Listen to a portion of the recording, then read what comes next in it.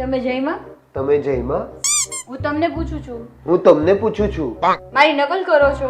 મારી નકલ કરો છો? ચલો શોપિંગ કરવા. જમી લીધું. ચલો. જમી લીધું. બોલો હોય.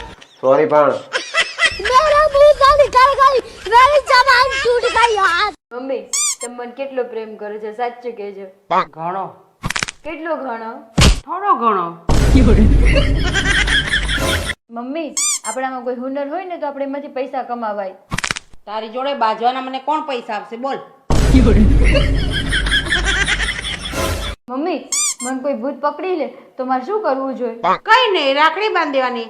તમારા ભાઈ બહેન ના પ્રેમ વચ્ચે હું શું કહું? મમ્મી આજ પછી ગમે તે થાય કોઈ ખાવાનું માંગવા આવે ને તો હું આપવાની જ નથી. કેમ? અરે કાલે એક ભાઈ માંગવા આવ્યા હતા તો મેં એમને ખાવાનું આપ્યું તો આજ પાછા આવીને સ્વાદિષ્ટ ખાવાનું કઈ રીતે બનાવીને એની બુક આપીને ગયા. એને સ્વાદિષ્ટ ખબર પડતી હશે. મમ્મી આજે તો ઘરની સાફ સફાઈ કરવી છે, બધી નકામની વસ્તુ બહાર કાઢી નાખવી છે. તો તું ક્યાં જઈને રહીશ?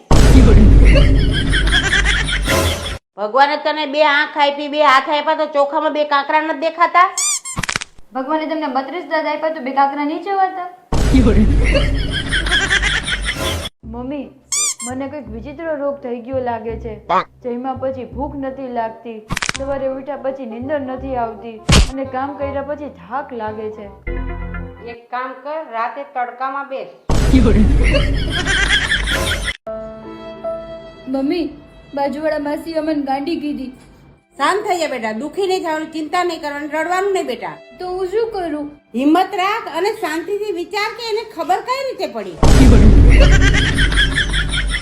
બેટા તાર ઉપવાસ છે? હા મમ્મી. તો કઈ ખાધું? થોડુંક ફરાળ કર્યું મમ્મી. થોડી કેળા બટેટાની વેફર ખાધી, પછી થોડોક ચેવડો ખાધો, પછી ફરાળી ઢોકળા ખાધા, પછી થોડાક ફરાળી પાથરા ખાધા, પછી થોડાક બફવડા ખાધા અને હમણાં અડધો કલાક પહેલા ફરાળી દહીં વડા ખાધા. અરે તો તને નબળાઈ ના લાગે, બીજું કઈ ફરાળ મગાવું? તમે લોકો ભૂલી ગયા આજનો દિવસ? આજે દિવસ છે કે જ્યારે મેં ઘરમાં પહેલી વાર પગ મૂક્યો તો. હા યાર બરાબર નહીં. મમ્મી 2 મિનિટનું મૌન ધારણ કરો.